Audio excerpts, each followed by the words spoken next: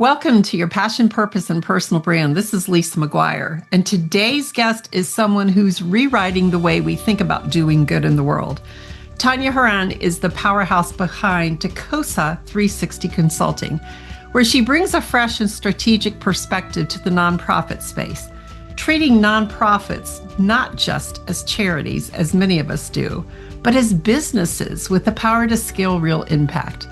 With a background in product leadership across tech, AI, fintech, and health, and experiencing mentoring startups and teaching in MBA programs, Tanja combines a sharp business acumen with a deep passion for service. She's been a force for good for both in the boardroom and in the community. And in today's conversation, we're going to talk about one of her favorite refrains, and this caught my attention too. Nonprofit is a tax status, not a business model. So we're going to explore some common misconceptions people have about the nonprofit world and how Tanja is helping mission-driven leaders build sustainable, scalable organizations that thrive without burning out. If you ever wanted to make a bigger impact or understand how doing good can be done smarter, this episode is going to be for you. So Tanja, welcome to the show. Thank you, Lisa. I'm excited to be here with you today. I know when we met a couple of months ago, we met at a networking event and then we had coffee. And when I found out what you did, I can remember thinking, I have never met anyone who thinks this way.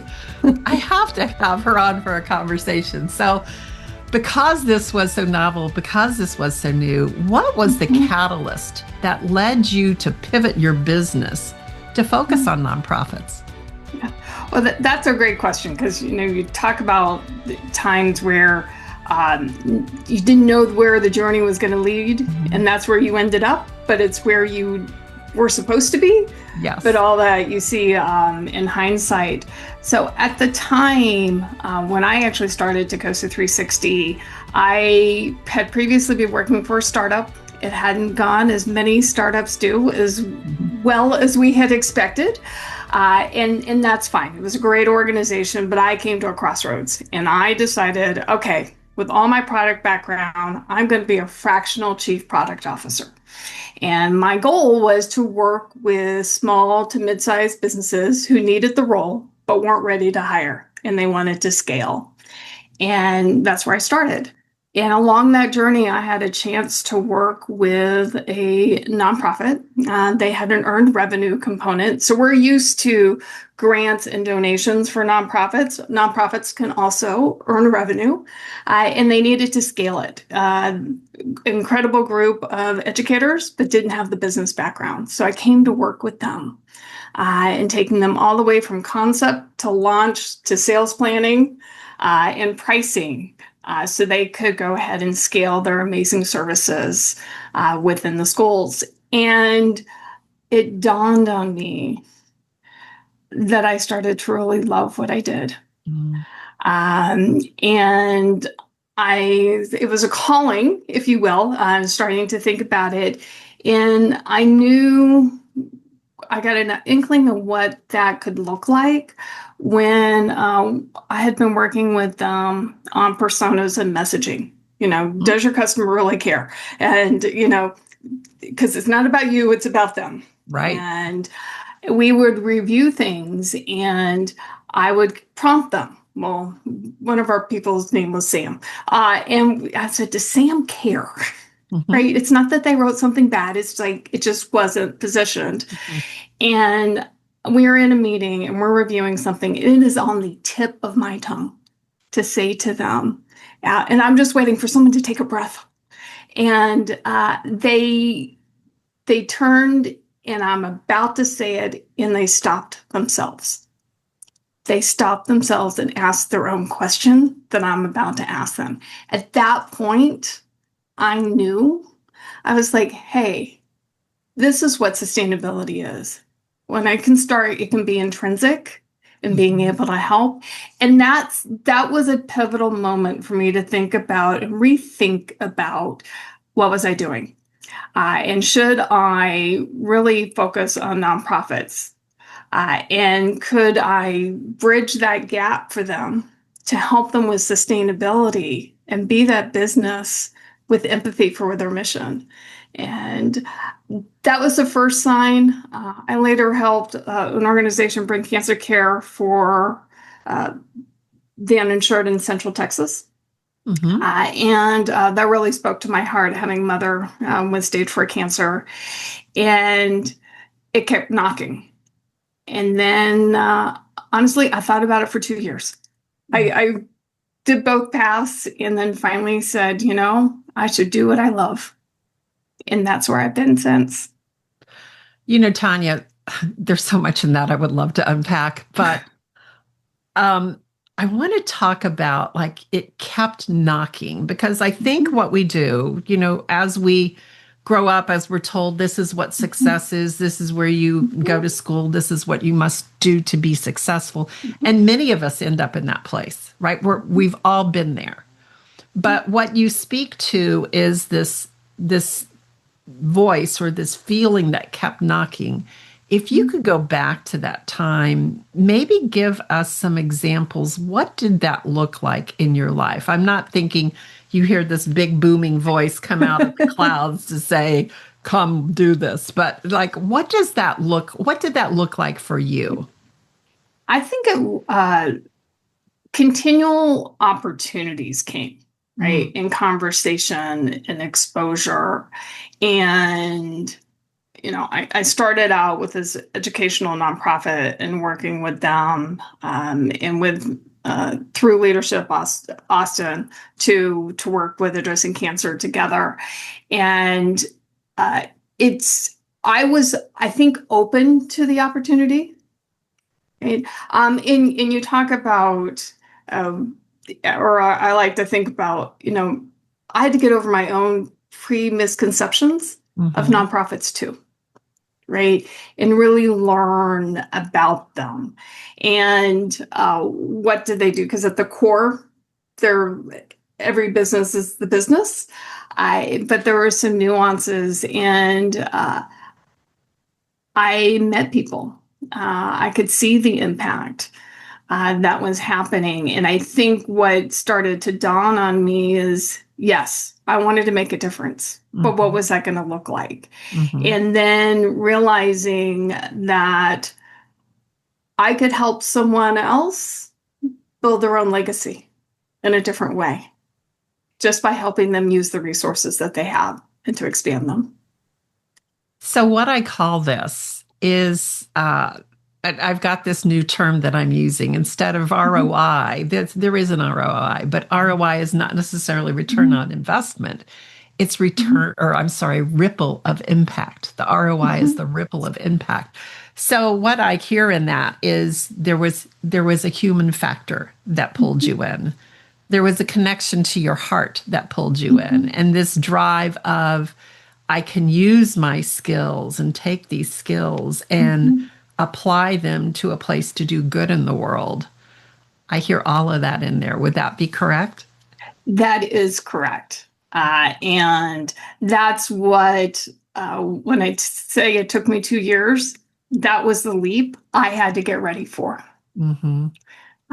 Because I had spent 20 plus years in tech, in software, and been in that place of not bigger is better, but that traditional definition of success, right? And really getting to a point where I was going to get comfortable and excited that I was just going to redefine it. Yes. And now the impact is part of that component in addition to whatever else, and to make that sustainable. Yeah. And I think, the 2 years, that is not uncommon because of where you had been and where you were going. That does take time. So this rich background that you had in tech and product leadership, what unique skills have you been able to bring into the nonprofit space from that world? So one of the things that I learned in Component is it's everything we do, and it was for me, is transferable. All we're doing is reapplying it. So whether when I'm in the product world and I have to take a concept, so what does that look like? So one of my specialties in nonprofit is earned revenue. So what could it be? How do we, ideation? What could we do? What does it look like to validate it? And, in all the components to build it and to launch it. And so I bring that to that world. So in tactical skill sets, we're going to ideate, we're going to strategize, we're going to do a roadmap, plan and get ready, positioning and messaging. It's all the same. And I just look at it because one of the things as we start to look at nonprofit, we're all products and services, right? The focus is different. We might be helping someone or children to read. We might be addressing food insecurity. We might be in conservation, whatever that is speaking to people and what that is. But we're all trying to get someone excited to help invest and move it forward. Yes. And that excitement, that's emotional connection. So how do you get people to that spot? So that takes me to the phrase or the line, nonprofit is a tax status, not a business model. And, I'm just going to share with you and the listeners here, I spent 18 years in a nonprofit where it was very clear from the moment I entered into this space that nonprofits are different. And nonprofits, I will say, wave that flag wildly and wear that badge proudly, that they are not a for-profit organization. So what do you mean by nonprofit as a tax status, not a business model? And why is that a really important mindset shift?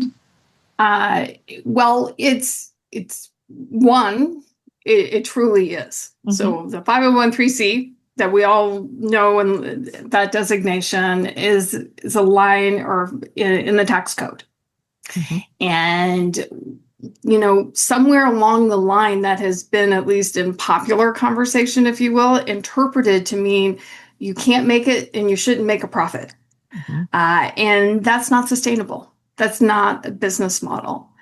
We need revenue to come in. Now, in a traditional, let's just take a software company, right? We might have a software that we're going to, for lawyers, we might have it for, developers. There are a variety of different channels and companies that would buy those services and that software. In a nonprofit, we still have revenue streams.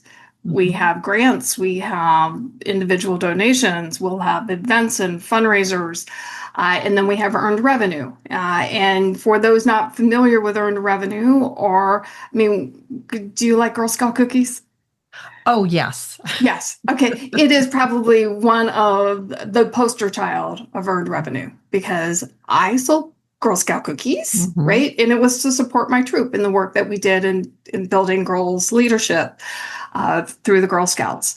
And so in that model, we have started to think that they're not supposed to make money. And they need to make money because it's a catalyst and it's the vehicle to be able to sustain and achieve that mission. And so that's one of the things is to think about profit and nonprofit, or profit and a nonprofit organization. They're not in conflict. They actually need each other. That's a really good point. And I think, when I think of what people think of with nonprofit, and I have a very dear friend who runs a nonprofit who's actually been on the podcast. So bringing water to the people of Uganda is what he does. And so he said, we're not operating this as a charity. We're operating it as a business. And I see that as a true distinctive in his messaging, because all of a sudden what the perception of people is, oh, this is someone who is a really smart business person, right? Who's going to make good use of my money. But I think this, it almost ends up being like this tension of for-profit, nonprofit as a differentiator of our main driver is not to be focused on profits. Our main driver is to be focused on the mission. So that takes me really to a question that you've really started into, Tanya. What are some of the biggest misconceptions people have about nonprofits? And why do you think those myths persist? Oh, I think that one of the major one is what we were talking about, right? Is that it's not a business. That it is this entity, if you will, that kind of sits over here on the fringe. And therefore, it doesn't pay the same, there's not the same opportunities. Your bleeding heart, if you will, and that's true. I mean, you have to have a passion to be in a nonprofit, and that component is true. I also think that, I've had people, when I've worked with them, to really hone their business and their operation. Because one of the things when you go for larger grants, you actually need to prove that the due diligence requirements are much higher. And so you need to be able to prove that you can budget correctly, that you can manage those funds correctly, that you have really had the impact that you had. And I had one nonprofit leader come to me and say, because she wanted to scale, and I said, okay, we need to hone these components, right? I want to get you ready so that you can have a good chance to show up at the level they're expecting you to get the grant money and the funds that you want. And she said to me, she goes, but I don't want to sacrifice the culture in order to be able to do that. And so there was this misconception that if we ran like a business, that we would lose all the heart. And where I think that's one of the bigger misconceptions out there. It's not. I have a friend of mine gave me a mug that says "people over profit," and I don't think it's an either or. I think it's an and we can still do all of the good that we want. We can still achieve whatever mission that we are after. We just need to find the vehicles in order to make that true. Yes, and that is a unique approach. That is a unique, and I would say too, from where I sat within the nonprofit, that many nonprofit boards are made up and comprised of people who are in the for-profit space. So there was an education that was required when people came in to be on the board. The training about the mission is so important.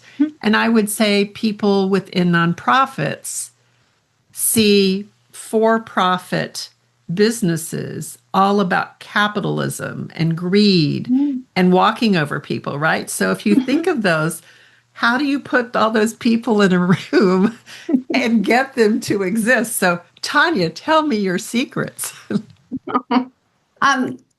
Thank you for asking that question, because that is what I like to say. I bridge that gap.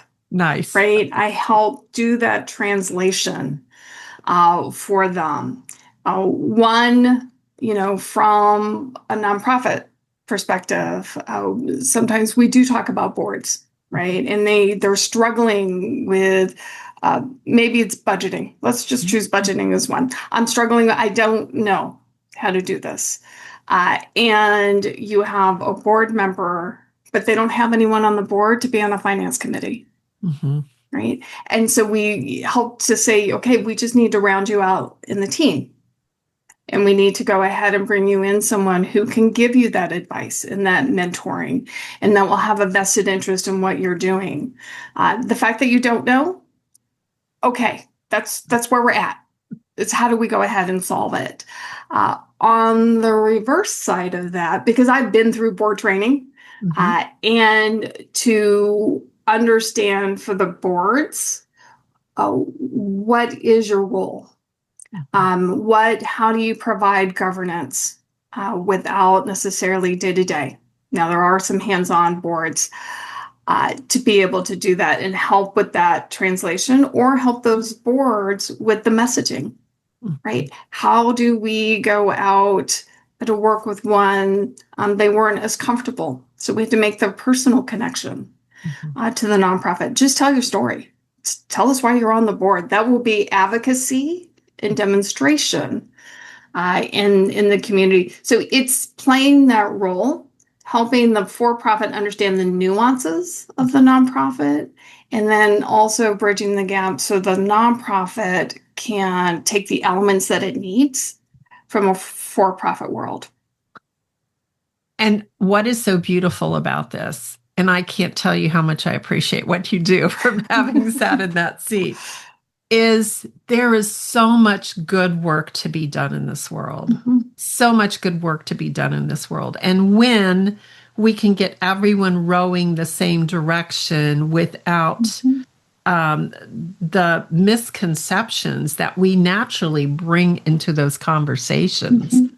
And I know so many people who want to be on boards, who want to serve on boards, but may not know what's required. And they're walking in with this idea of, oh, this is a nonprofit and it's a charity and I'm expected to contribute, whether it's in my, whether it's in board leadership, committee leadership, financially, introductions, any of those.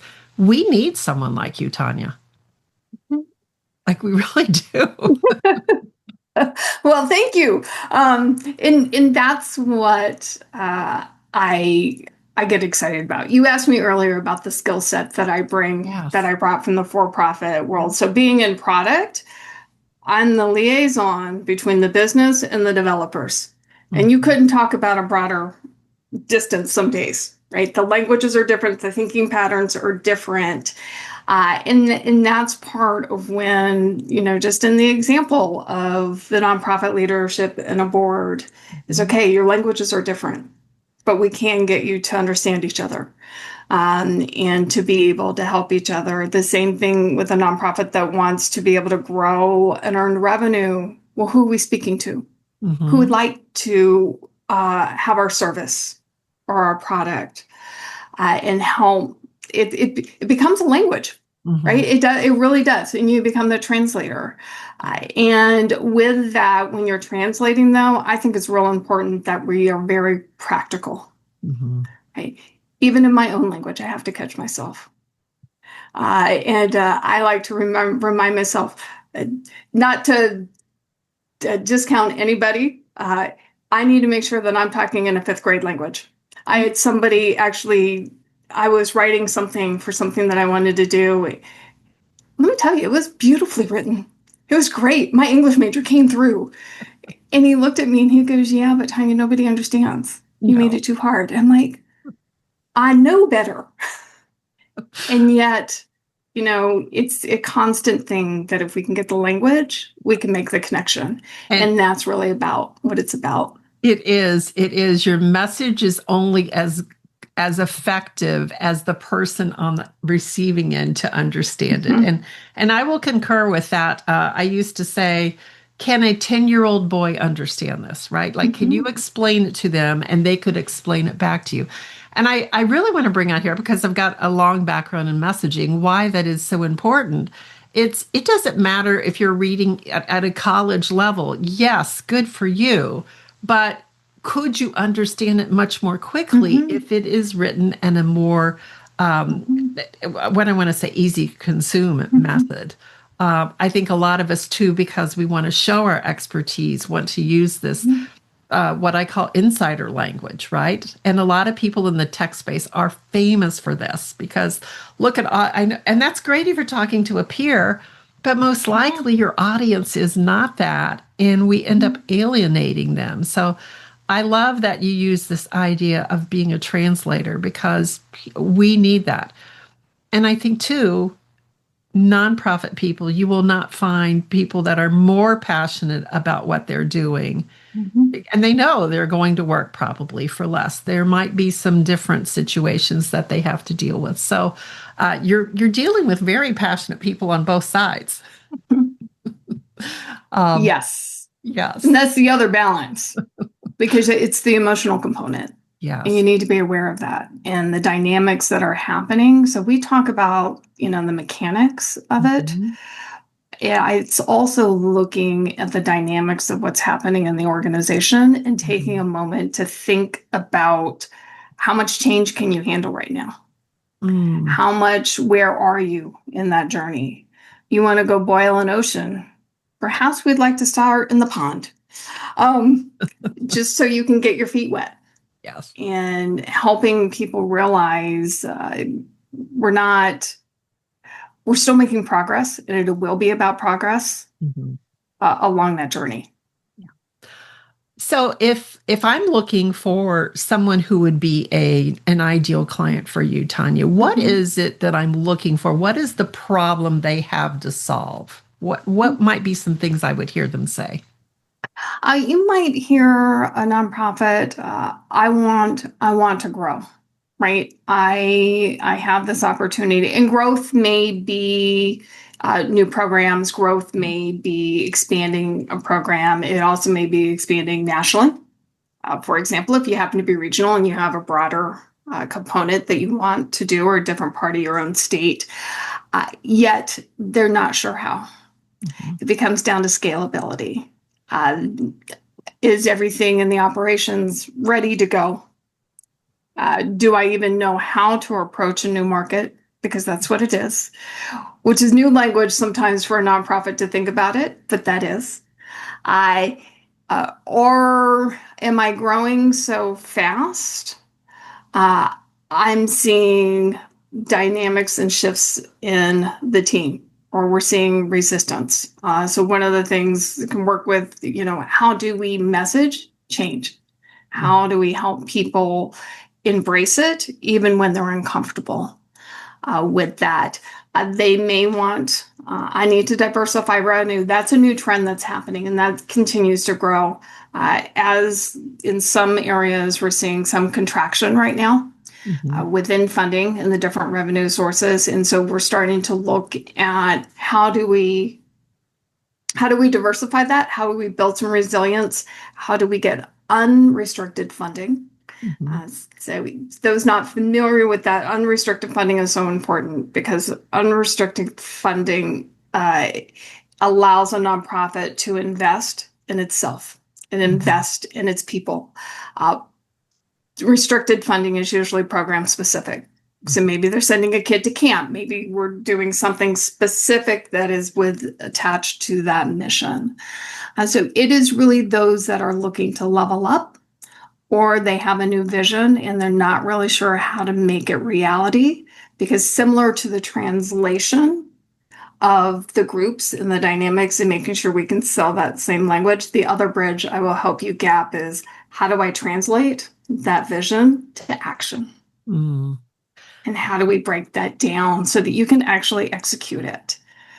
And I can help you roadmap it so that you can handle the change.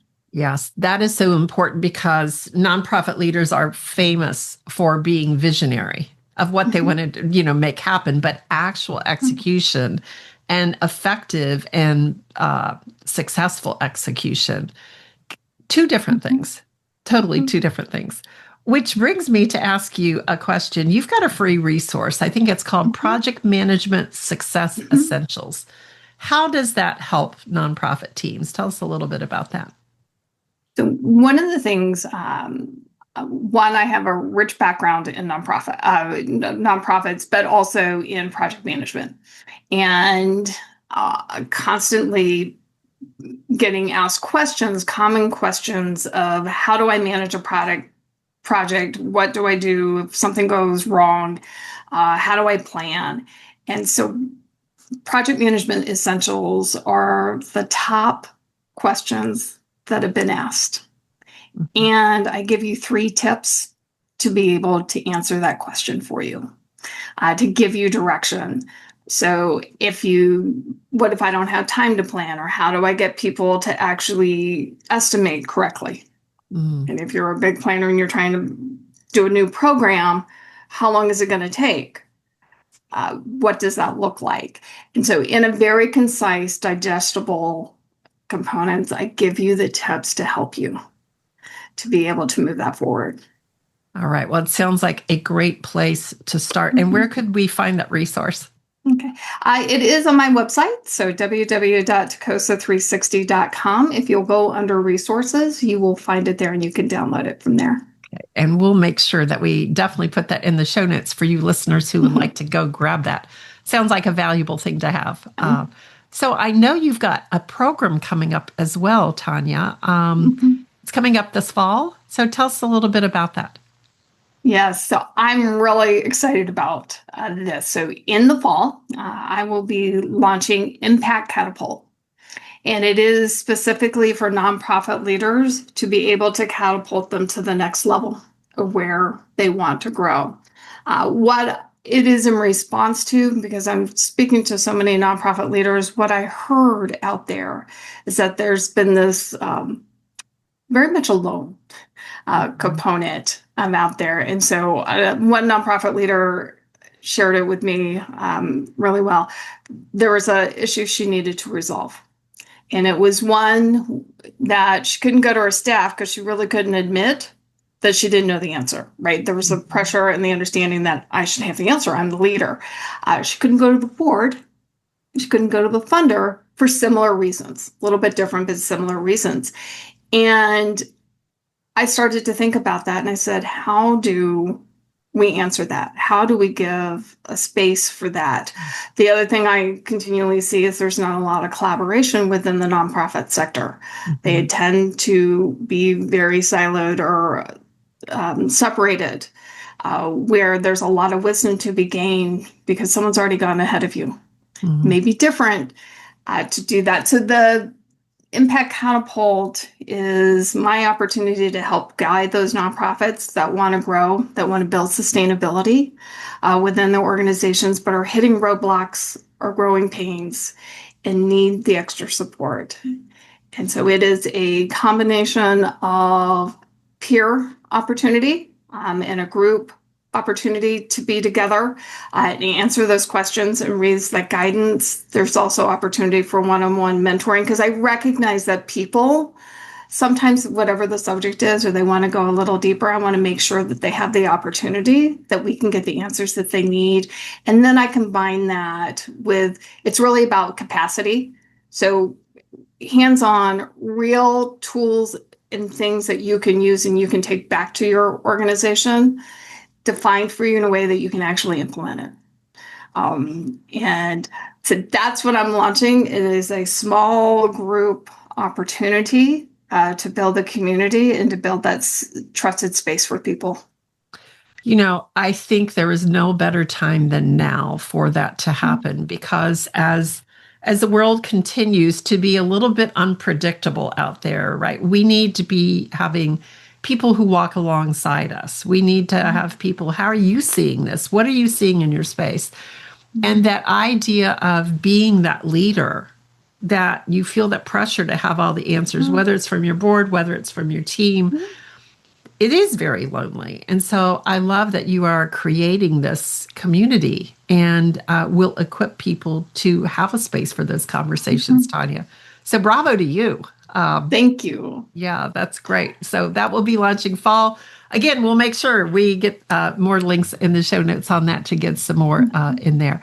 Well, as I was doing research for our conversation today, I happened to poke around and found a couple of videos on your YouTube channel, and something really sparked my interest where you spoke about we all have a word that we probably don't use enough. It's very powerful. So what was that word and how has it helped you and your clients?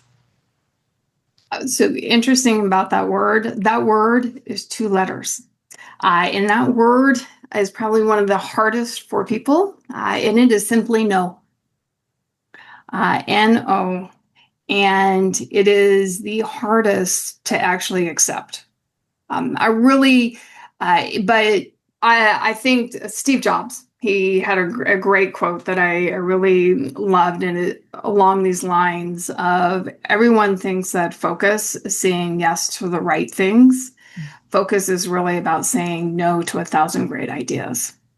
And it's getting a mindset of understanding that saying no more than you say yes is actually a strategy to get you closer to where you want to be.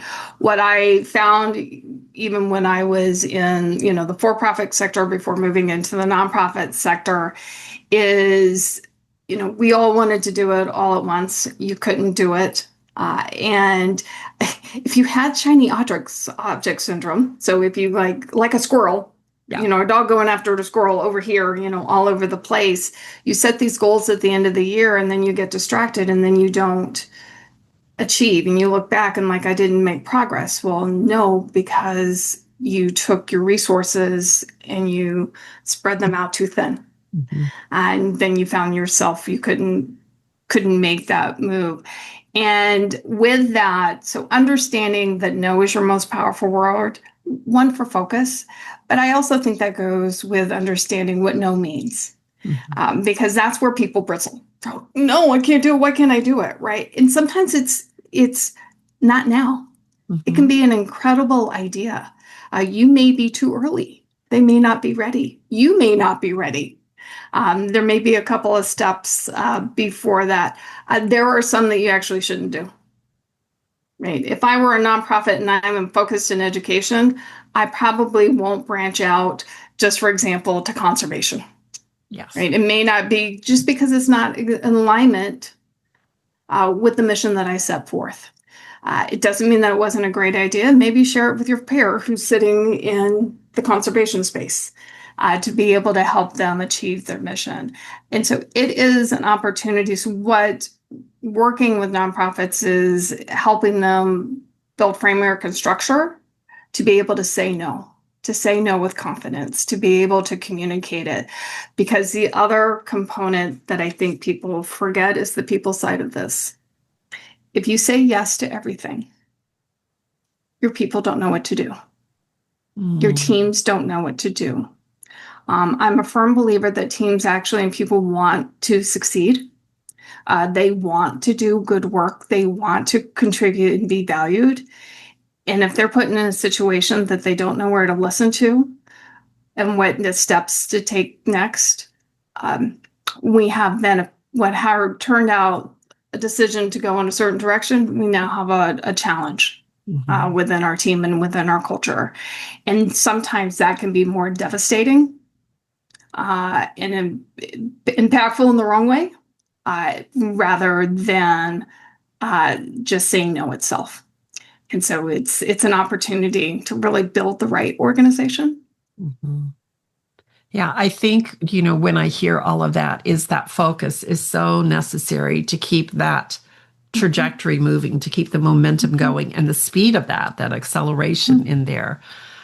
Which leads me to a question that I saw firsthand. I experienced it myself. What advice would you give to nonprofit founders or leaders who feel like they're constantly on the edge of burnout, trying to do more with less? I know in my role in the nonprofit, I would be approached by the vendor, and the first thing I would say is, we're a nonprofit, meaning we don't have a lot of money, right? Like that would be the first thing. And you would always feel this drive. So there's burnout. You want to help people. You want to move your mission forward. What advice would you give those type of leaders? There are a couple of things. So like you, I've experienced it as well. And burnout that took quite a while to actually recover from, and what it meant. And that's one of the things when it goes to burnout, when I'm working with nonprofit leaders specifically, I'm listening for, even if they don't tell me. Mm-hmm. Because I can hear it in the way that they're responding to things. I can hear it and I try to work with them so we can proactively address some things so they don't reach it. Because nobody should have to go through it.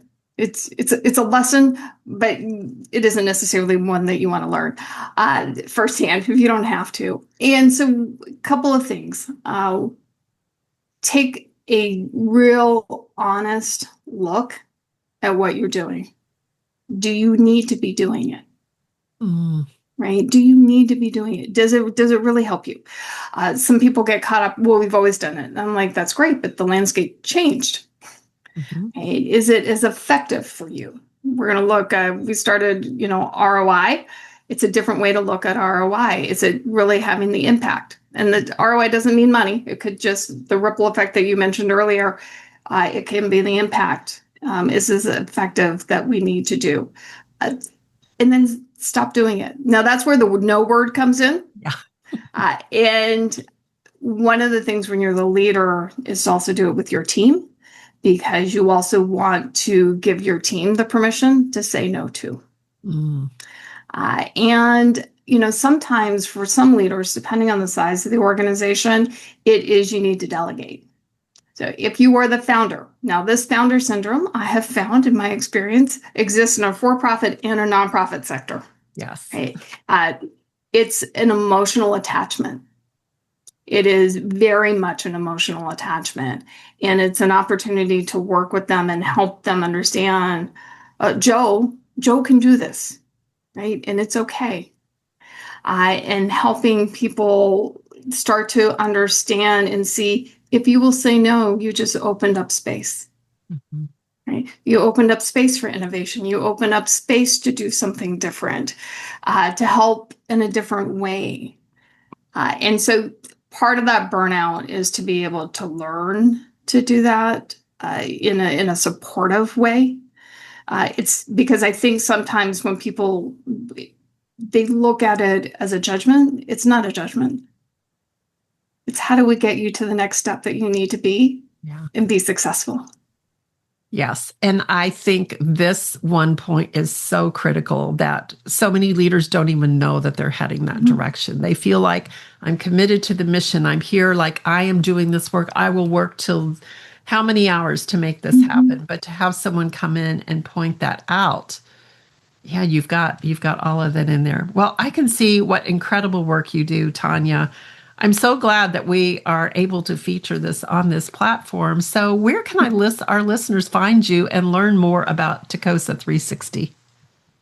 Well, there are a couple of ones that you can do. First is feel free to visit the website. Again, that's www.tacosa360.com. There's more information and resources there for you to be able to help there. I also have there's a YouTube channel, so there are some videos that are available that I'll share some thoughts and things to help you with that journey. And then always feel free to reach out to me on LinkedIn. It's the platform that I'm on the most. And happy to have a chat, ask a question. And, I'm also one in service of sustainability.